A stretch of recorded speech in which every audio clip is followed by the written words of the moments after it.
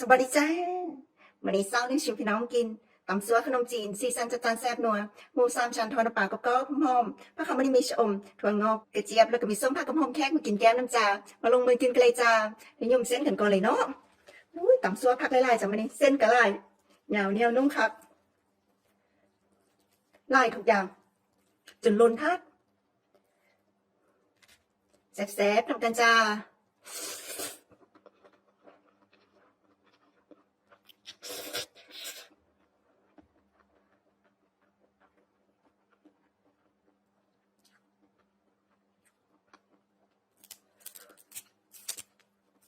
ชมก็งามๆอบๆกรอบๆคือเก่าจ้ะ